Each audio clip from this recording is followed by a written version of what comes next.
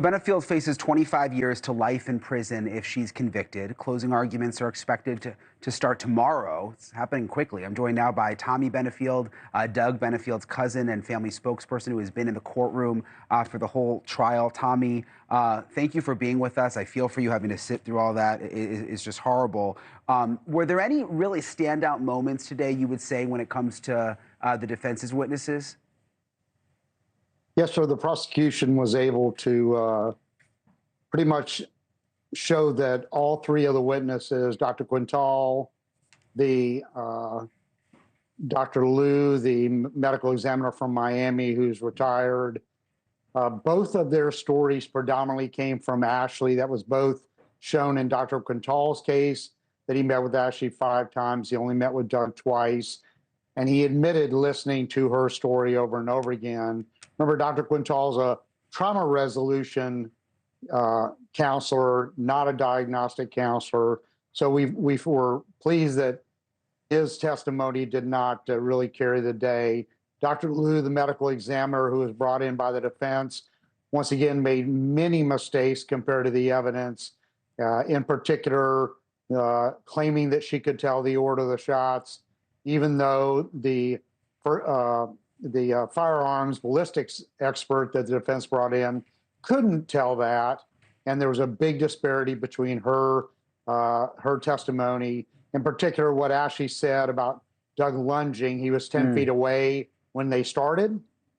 And Dr. Liu, the defense's medical examiner, pathologist, showed and believes that the evidence shows that Doug had been paralyzed by the first shot from the right side to the left side of his body, and that's the one that knocked him off his feet.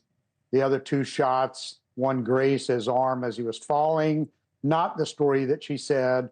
Most importantly, Ashleigh's a performance artist. She was trained that way. And if you go just research online, you can see that there's a ballerina ballet performance where the ballet is about the ballet dancer being a marionette. All the hand gestures that Ashleigh showed when she was attempting to show what happened are from a performance that we saw. Well, yeah, I wanted to ask you about that. I mean, you were in the courtroom on Friday when she testified, and I can see the hand movements right there. I mean, you obviously knew her before all of this. What was it like? What was going through your mind during that?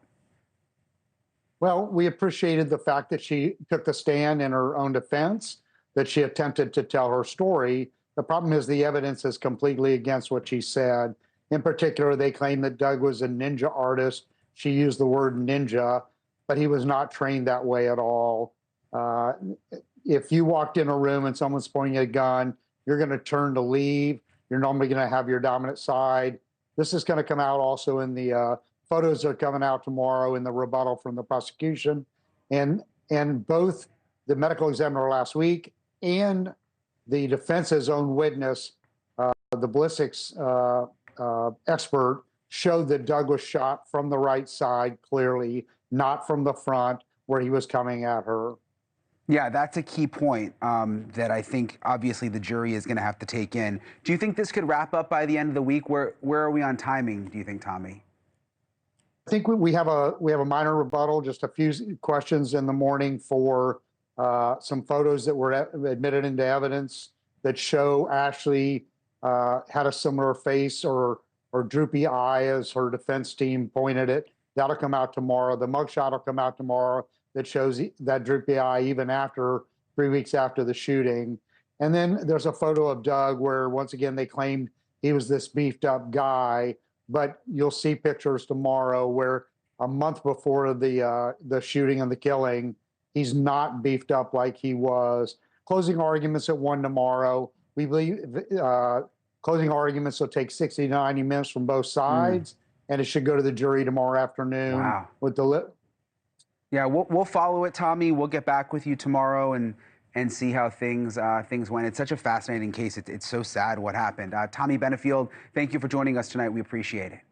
Thank you for the fair treatment of both sides. We appreciate y'all talking about the case. Thank you. Of course, we appreciate that. Thank you for watching. Go to newsnationnow.com to find News Nation on your television provider. And don't forget to click the red subscribe button below to get more of News Nation's fact-driven, unbiased coverage.